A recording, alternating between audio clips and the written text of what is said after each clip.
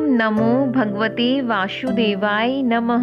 नमस्ते दोस्तों, देवउठनी एकादशी की आप सभी को बहुत बहुत शुभकामनाएं। इस वीडियो में आप जानेंगे देवउठनी एकादशी व्रत का पारण कब और कैसे करें, इसका शुभ मुहूर्त। देवउठनी एकादशी कार्तिक मास के शुक्ल पक्ष की एकादशी को मनाई जाती है, जो कि आज है। इस दिन भगवान विष्णु 4 मास यानी चतुर्मास की निद्रा के बाद जागते हैं। इससे पहले आषाढ़ मास की शुक्ल पक्ष की एकादशी यानी देवशयनी एकादशी पर भगवान श्रीहरि सो जाते हैं और फिर 4 महीने के बाद देव प्रबोधिनी एकादशी पर उनका जागरण होता है। इस शुभ अवसर पर भक्तजन नियम संयम के साथ व्रत रखकर भगवान विष्णु की उपासना करते हैं और अगले दिन यानी द्वादशी तिथि पर व्रत का पारण करते हैं। जिस तरह किसी भी व्रत को पूरे नियम पूर्वक के साथ रखना जरूरी है, उसी तरह किसी भी व्रत का पारण भी नियम के अनुसार करना जरूरी है। खासकर देवउठनी एकादशी व्रत के पारण में कुछ चीजों का विशेष तौर पर ध्यान रखना चाहिए। मान्यता है कि इस दिन भगवान विष्णु अपनी 4 माह की नींद से जागते हैं। साथ ही देवउठनी एकादशी के दिन से ही सारे शुभ काम शुरू हो जाते हैं। एकादशी व्रत के अगले दिन सूर्योदय के बाद पारण किया जाता है। एकादशी व्रत का पारण द्वादशी तिथि समाप्त होने से पहले करना बहुत जरूरी है। यदि द्वादशी तिथि सूर्योदय से पहले समाप्त हो गई हो तो एकादशी व्रत का पारण सूर्योदय के बाद किया जाता है। द्वादशी तिथि के अंदर पारण न करना भी पाप करने के समान होता है। एकादशी व्रत का पारण हरिवासर के दौरान भी नहीं करना चाहिए।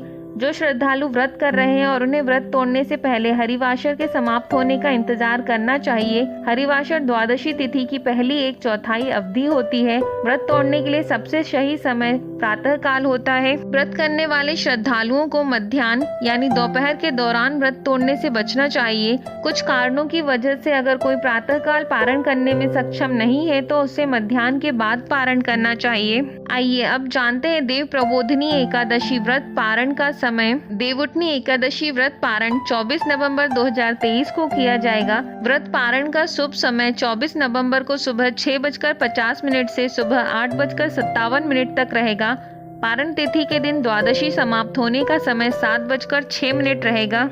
आइए अब हम जानते हैं देवउठनी एकादशी व्रत के पारण करते समय किन बातों का ध्यान रखना जरूरी है। तुलसी का प्रयोग करें। भगवान विष्णु को तुलसी बहुत प्रिय है, इसलिए देवउठनी एकादशी के व्रत पारण करते समय तुलसी का इस्तेमाल जरूर करें। सिर्फ आध्यात्मिक रूप से ही नहीं, स्वास्थ्य के रूप से भी तुलसी का बहुत महत्व है।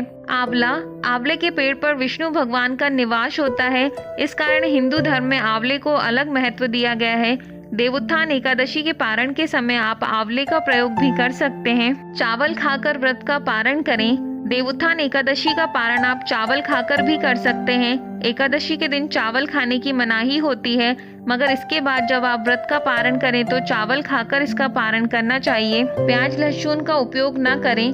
भूलकर भी देवोत्थान एकादशी के पारण को प्याज लहसुन वाले खाद्य पदार्थ से ना करें। इसके साथ ही बैगन, मूली, साग और मसूर की दाल का भी उपयोग ना करें। वैज्ञानिक दृष्टि से सेम को कफ और पित्त नाशक माना गया है। यह व्रत शीतकाल में रखा जाता है, जिस समय शरीर शीत से जल्दी प्रभावित हो सकता है। व्रत के बाद शरीर को बल और पुष्टि की जरूरत होती है। इन दिनों यह आसानी से उपलब्ध भी हो जाती है, इसलिए संभव है कि सेम से पारण करने की परंपरा चली आ रही है। घी का प्रयोग। पारण करने के लिए आप गाय के शुद्ध घी का प्रयोग कर सकते हैं। इसे आध्यात्मिक दृष्टि से बहुत ही महत्वपूर्ण माना गया है। सभी प्रकार के पूजा पाठ, यज्ञ और अनुष्ठान में घी का प्रयोग किया जाता है। भगवान का भोग प्रसाद बनाने के लिए भी घी का प्रयोग किया जाता है।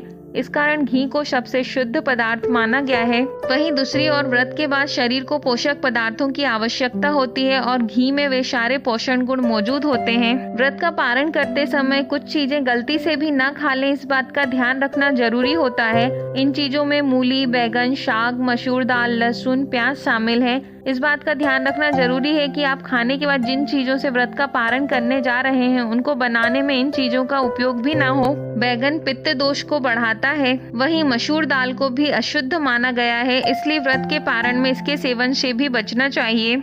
यदि वीडियो अच्छा लगा हो तो चैनल को लाइक, शेयर और सब्सक्राइब करें। धन्यवाद।